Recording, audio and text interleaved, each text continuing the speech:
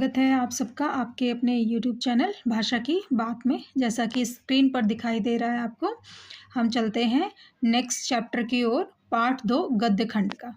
ठीक है, आपको यहाँ दिख रहा है, मैं लिख भी देती हूँ। गद्य खंड किसे कहते हैं? गद्य खंड जहाँ पर स्टोरीज होती हैं, उपन्यास होते हैं, ठीक है, डिटेल्ड होती है, जहाँ पे उसको हम गद्य खंड कहते हैं। बड़े कंफ्यूज रहते हैं बच्चे आजकल के कि पद्य खंड या काव्य खंड क्या है, गद्य खंड क्या है। आपके टीचर भी और यूट्यूबर्स भी बताते ही रहते हैं, लेकिन फिर भी कंफ्यूज रहते हैं। लेकिन आप छोटी सी बात समझिए, जहाँ पर स्टोरीज रहती हैं, कहानियाँ रहती हैं, वो उसको हम गद्य खंड कहते हैं, क्योंकि डिटेल्ड में लेखक लिखता है और कवि क्या करता है, शॉर्ट में, मतलब छोटे में बड़ी बात को लिखने का प्रयास करता है। ठीक है, तो यहाँ पे गद्य खंड का एक और पार्ट ले रहे हैं। आपकी जो पुस्तक है, पुस्तक का नाम है स्पर्श, भाग 2, कक्षा 10 के लिए, कोर्स बी। सीताराम सेकसरिया जी का ये पार्ट है और ये जीवंत पार्ट है, जो उन्होंने, मतलब रियल स्टोरी है, ये कोई फेक स्टोरी नहीं है या कोई मनगढ़ंत कहानी नहीं है, जो उन्होंने देखा है, उन्हीं का एक पन्ना है। उनको डायरी लिखने का शौक था। तो जीवन परिचय से थोड़ा सा हम पढ़ लेते हैं, ताकि संघर्ष लेखक का आपको विदित हो सके, संघर्ष पता चल सके कि सन 1892 में, 1892 में राजस्थान के नवलगढ़ में जन्मे सीताराम सेकसरिया का अधिकांश जो जीवन है, अधिकांश जीवन कहाँ बीता है? अधिकांश जीवन कलकत्ता में बीता और व्यापार व्यवसाय से जुड़े सेकसरिया अनेक साहित्यिक, सांस्कृतिक और नारी शिक्षण संस्थाओं के प्रेरक, संस्थापक, संचालक रहे और महात्मा गांधी के आह्वान पर स्वतंत्रता आंदोलन में बढ़ चढ़कर हिस्सेदारी की इन्होंने। और गुरुदेव रविंद्रनाथ ठाकुर, महात्मा गांधी, नेताजी सुभाष चंद्र बोस के करीबी रहे और सत्याग्रह आंदोलन के दौरान जेल यात्रा भी की और कुछ साल तक आज़ाद हिंद फौज के मंत्री भी रहे और भारत सरकार ने उन्हें 1962 में, 1962 में पद्मश्री सम्मान से सम्मानित किया। और सीताराम सेकसरिया को विद्यालय शिक्षा पाने का अवसर नहीं मिला। हो सकता है कोई भी घर की कंडीशन रही हो सकती है, तो उन्हें विद्यालय शिक्षा नहीं मिली। जैसे आप लोग पढ़ रहे हैं ना, जैसे स्टेप बाय स्टेप स्कूलिंग जो होती है, वो शिक्षा उनको नहीं मिली। स्वाध्याय से, मतलब स्वयं से उन्होंने पढ़ना लिखना सीखा। और स्मृतिकरण, मन की बात, बीता युग, नई याद और 2 भागों में एक कार्यकर्ता की डायरी उनकी उल्लेखनीय कृतियां हैं। देखिए, आप लोगों को पढ़ने के लिए कहा जाता है कि पढ़िए पढ़िए, लेकिन आप लोग नहीं पढ़ते। लेकिन जिनको पढ़ना होता है वो स्वाध्याय से भी पढ़ लेते हैं, सेल्फ स्टडी भी करके पढ़ लेते हैं। नहीं, मन की बात आप आजकल बहुत टाइम से सुनते आ रहे हैं ना, कई सालों से।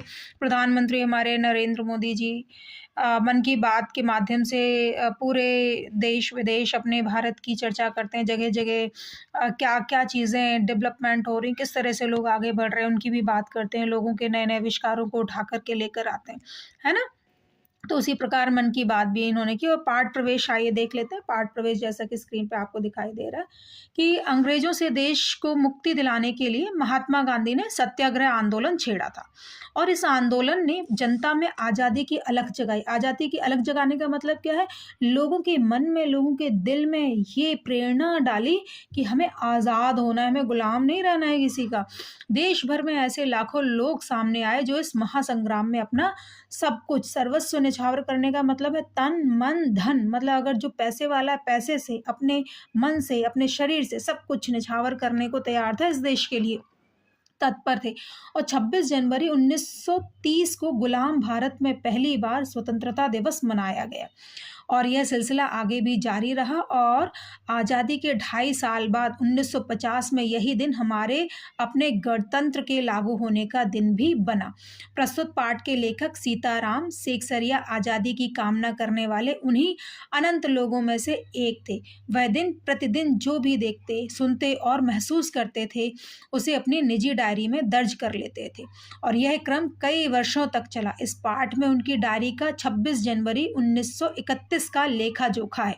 नेताजी सुभाष चंद्र बोस और स्वयं लेखक सहित कलकत्ता कि लोगों ने देश का दूसरा स्वतंत्रता दिवस किस जोश खरोश से मनाया। अंग्रेज प्रशासकों ने उसे उनका अपराध मानते हुए उन पर और विशेषकर महिला कार्यकर्ताओं पर कैसे कैसे जुल्म ढाए, यही सब इस पाठ में वर्णित है। और यह पाठ हमारे क्रांतिकारियों की कुर्बानियों की याद तो दिलाता ही है, साथ ही यह भी उजागर करता है कि एक संगठित समाज कृत संकल्प हो तो ऐसा कुछ भी नहीं जो वह ना कर सके। संगठित समाज, यूनिटी में बहुत पावर होती है ना। बहुत सारी ऐसी मोरल स्टोरीज भी आप लोगों ने पढ़ रखी होंगी, अभी समय नहीं है, अदरवाइज हम एक स्टोरी को उठाते। ये जब आपके सारे पार्ट पूरे हो जाएंगे तो मोरल स्टोरीज भी इसमें डाला करूँगी आप लोगों के लिए। तो जैसे कि आज 26 जनवरी है, तो 26 जनवरी 1931 का लेखा जोखा है। इसमें जब गुलाम भारत में पहली बार स्वतंत्रता दिवस मनाया जा रहा था। आइए चलते हैं पाठ की ओर आगे बढ़ते हैं, जिसमें लेखक ने डायरी का एक पन्ना लिया हुआ है, जो उनकी डायरी का 26 जनवरी 1931 के लेखे जोखे का वर्णन वहाँ पे दिखाया जा रहा है। आई थिंक थोड़ा सा ब्लर दिख रही होगी, अपनी पुस्तक में से ज़रूर गो थ्रू करिएगा। मेरी जो वॉइस है, वॉइस के थ्रू सुन लीजिएगा आप लोग। कह रहे 26 जनवरी आज का दिन तो अमर दिन है। जैसे आज 26 जनवरी है, 26 जनवरी 1931 का ये डायरी का पन्ना है। आज क्या है? आज 26 जनवरी कौन सा सन है? 2025 चल रहा है अभी। तो 26 जनवरी आज का दिन तो अमर दिन है। आज के ही दिन सारे हिंदुस्तान में स्वतंत्रता दिवस मनाया गया और इस वर्ष भी उसकी पुनरावृत्ति मतलब रिवाइज हुआ, पुनरावृत्ति थी, जिसके लिए काफ़ी तैयारियां पहले से की गई थी। गत वर्ष अपना हिस्सा बहुत साधारण था। वो क्या कह रहे हैं कि कलकत्ता वासियों का जो पिछले साल हिस्सा था बहुत साधारण सा था, इसीलिए लोगों ने क्या कहा कि कलकत्ता में कोई भी कार्य नहीं हो रहा आज़ादी के लिए।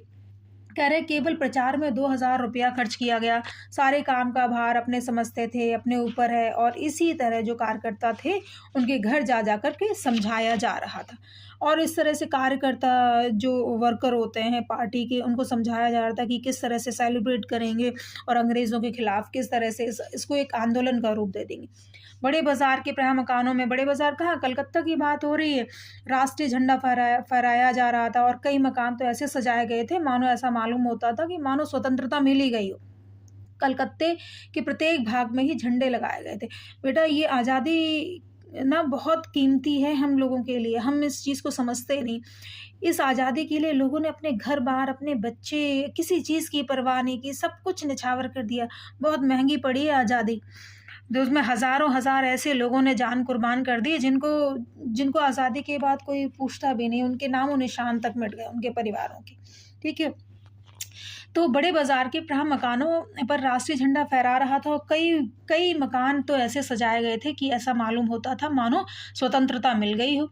कलकत्ते के प्रत्येक भाग में ही झंडे लगाए थे। जिस रास्ते से मनुष्य जाते थे उसी रास्ते में उत्साह और नवीनता मालूम होती। नवीनता मतलब नया नया मालूम होता था कि हर तरफ, क्योंकि ऐसे लग रहा पार्टी चल रही, शादी ब्याह चल रहा है, सब जगह सजावट, फ्लैग्स होस्टिंग हो रही है, फ्लैग लगाए जा रहे हैं।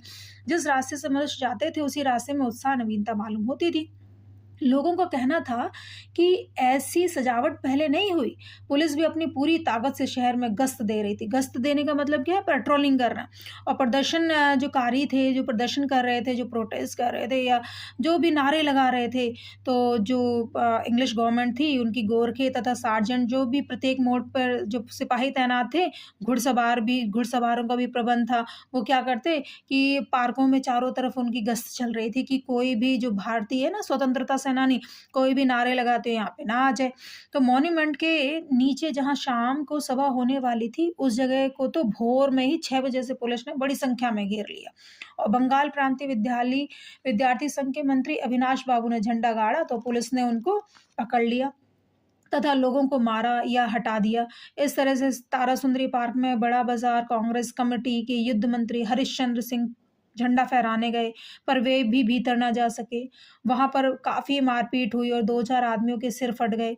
गुजराती सेविका संघ की ओर से जुलूस निकला जिसमें बहुत सी लड़कियां थी, उनको गिरफ्तार कर लिया। ये बेटा बहुत इंपॉर्टेंट चैप्टर है क्योंकि इस चैप्टर में फालतू की बातें नहीं गई, जो एग्जैक्ट था, जो रियलिटी थी, वो पॉइंट टू पॉइंट लिखा गया। कह रहे 11 बजे मारवाड़ी बालिका विद्यालय की लड़कियों ने अपने विद्यालय में झंडोत्सव मनाया। जानकी देवी, मदालसा, आदि भी वहाँ पे गई थी। लड़कियों को उत्सव का क्या मतलब है समझाया गया। एक बार मोटर में बैठकर सब तरफ घूमकर देखा तो बहुत अच्छा मालूम हो रहा था। जगह-जगह फ़ोटो उतर रहे थे। आपने भी फ़ोटो का काफ़ी प्रबंध किया था। 2-3 बजे कई आदमियों को पकड़ लिया गया जिसमें मुख्य पूर्णोदास और पुरुषोत्तम राय थे। ये क्वेश्चन कई बार आता है कि पूर्णोदास, पुरुषोत्तम दास को किसने पकड़ लिया और किसने आगे लीड किया पूरी सभा को।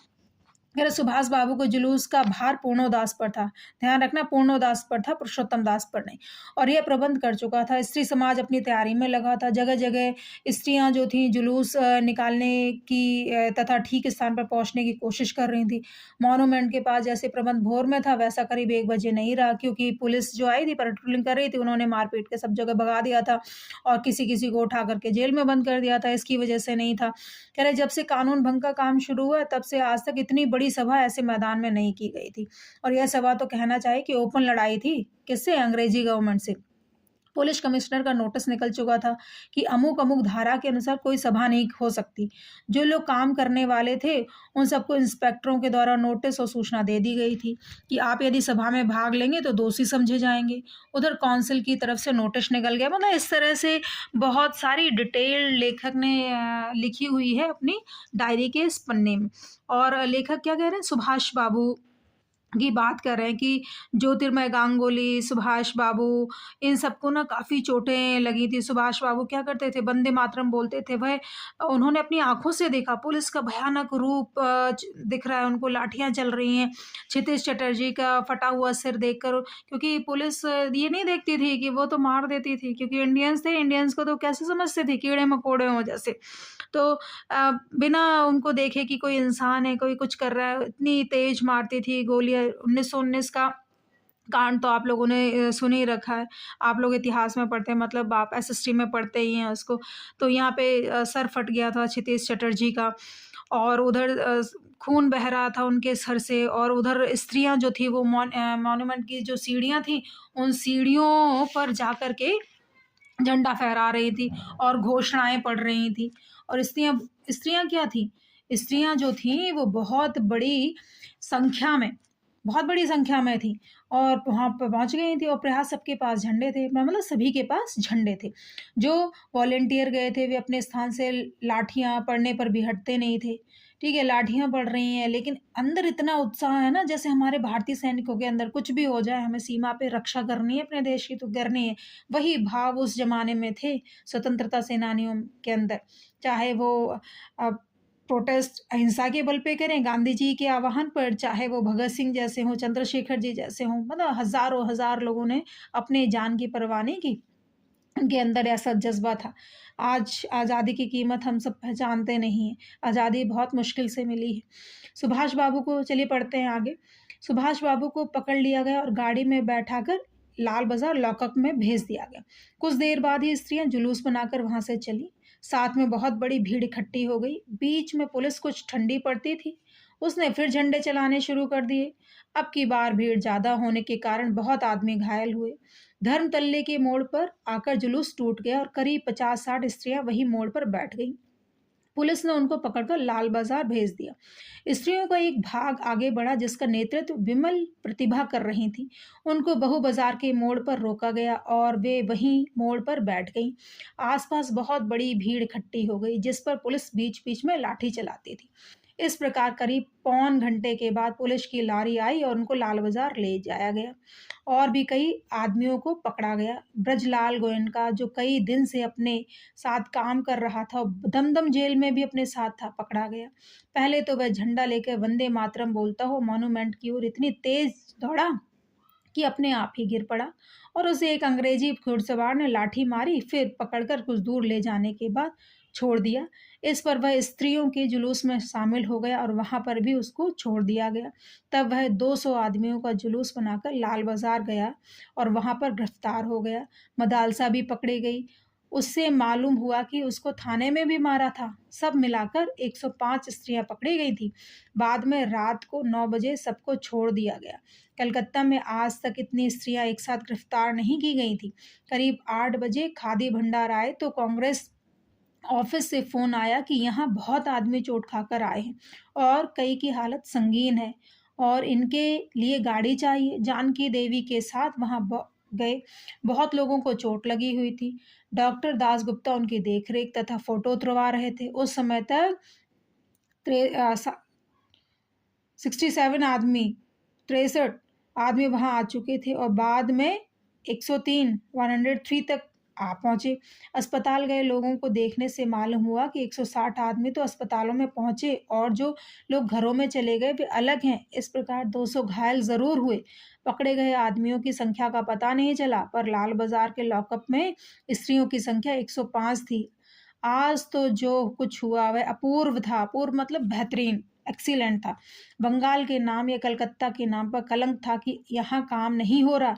वह आज बहुत अंश में धुल गया और लोग सोचने लग गए कि यहाँ भी बहुत सा काम हो रहा। ये है इस पार्ट की कुछ समरी या पार्ट का डिटेल, जिसमें स्वतंत्रता इतनी आसानी से नहीं मिली। लाखों लोगों ने उसके लिए कुर्बानी दी। और आज फिर से 26 जनवरी है 2025 और ये पार्ट कब का है? 26 जनवरी 1931 का। किस तरह जब देश आज़ाद नहीं था, तो इसको गो थ्रू ज़रूर करिएगा और इससे टैली करिएगा आज के समय से कि आज कितना परिवर्तन है, हमें किस प्रकार आज़ादी मिली, हम अपनी बात को रख सकते हैं। उस ज़माने में नहीं रख सकते थे लोग, अगर रखते थे तो अंग्रेज़ उनको बहुत प्रताड़ित करती। आइए कुछ क्वेश्चंस कर लेते हैं एक दो। कलकत्ता वासियों के लिए 26 जनवरी 1931 का दिन क्यों महत्वपूर्ण था? क्योंकि पुनरावृत्ति हो रही थी 26 जनवरी की, गणतंत्र दिवस की। ठीक है। सुभाष बाबू को जुलूस का भार किस पर था? पूर्णोदास पर था। विद्यार्थी संघ के मंत्री अविनाश बाबू के झंडा गाड़ने पर क्या प्रतिक्रिया हुई? क्या प्रतिक्रिया हुई थी कि वहां पे झंडा गाड़ते ही उनको पकड़ लिया गया और उनको मारा पीटा गया और वो खुद इतनी तेज भागे कि वो खुद ही गिर गए। ठीक है। आगे है, लोग अपने अपने मकानों पर सार्वजनिक स्थलों पर राष्ट्रीय झंडा फहराकर किस बात का संकेत देना चाहते थे? किस बात का संकेत देना चाहते थे? इस क्वेश्चन को कर रहे हैं। वो ये देना चाहते थे कि हम सब के अंदर आज़ादी की अलग जग गई है और हम सब एक हैं, हम आज़ादी लेकर रहेंगे। पुलिस ने बड़े बड़े पार्कों तथा मैदानों को क्यों घेर लिया था? क्यों? क्योंकि वहां पे सभाएं ना हो सके और लोग इकट्ठे ना हो सकें जो अंग्रेजों के खिलाफ, अंग्रेजी सरकार के खिलाफ कुछ कर सकें। ये देखिए 25 से 30 शब्दों वाले जो प्रश्न हैं। 26 जनवरी 1931 के दिन को अमर बनाने के लिए क्या क्या तैयारियां की गई? पाठ को पढ़ करके आप इसको करिएगा कि क्या क्या तैयारियां की गई। जगह जगह कार्यकर्ता झंडे फहरवा रहे थे, झंडे लगवा रहे थे और पूरे कलकत्ता को इस तरह दुल्हन की तरह सजाया गया था और लोग पैम्पलेट बांट रहे थे। वहाँ इकट्ठा होने के लिए कह रहे थे, मॉन्यूमेंट के पास झंडे फ्लैग होस्टिंग होनी थी, वो सारी चीज़ें कर रहे थे। आज जो बात थी वह निराली थी। किस बात से पता चल रहा है कि आज का दिन अपने आप में निराला था? क्यों? क्योंकि आज जितनी स्त्रियां 105 स्त्रियां जो थीं वो तो पकड़ी गई थी। हजारों की संख्या में स्त्रियां भी मैदान में उतर आई थी। वो इसलिए निराला था। जगह जगह मतलब ऐसा लग रहा था कि जैसे शादी ब्याह का माहौल हो, कोई फंक्शन हो। पुलिस कमिश्नर के नोटिस और काउंसिल के नोटिस में क्या अंतर था? पुलिस कमिश्नर ने क्या कहा था कि कोई भी यहाँ पे सभाएं नहीं कर सकता। पुलिस कमिश्नर ने नोटिस निकाल दिया था और इंस्पेक्टरों के द्वारा नोटिस सूचना दे दी गई थी कि आप सभा में भाग लेंगे तो दोषी समझे जाएंगे। ठीक है। और इधर काउंसिल जो है उसके नोटिस निकाला गया था कि मॉन्यूमेंट के नीचे ठीक 4 बजे 24 मिनट पर झंडा फहराया जाएगा। ठीक है। काउंसिल ने क्या नोटिस निकाला था कि झंडा फहराया जाएगा और इंग्लिश गवर्नमेंट के थ्रू निकाला गया था कि कोई भी वहाँ इकट्ठा होगा तो दोषी समझा जाएगा।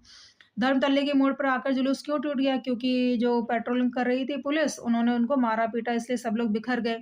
डॉक्टर दासगुप्ता जुलूस में घायल लोगों की देख रेख तो कर रहे थे, उनके फोटो भी उतरवा रहे थे। उन लोगों के फोटो खिंचवाने की क्या वजह हो सकती है? स्पष्ट कीजिए। क्या वजह हो सकती है? ताकि वो न्यूज़पेपर में निकलवा सकें और यहाँ कितना अत्याचार हो सका है वहाँ पे। जो इंग्लिश गवर्नमेंट है, ईस्ट इंडिया कंपनी के जो मालिक हैं, जो विदेश में बैठे हुए हैं, इंग्लैंड में बैठे हुए, वो देख सकें रानी साहिबा वहाँ की।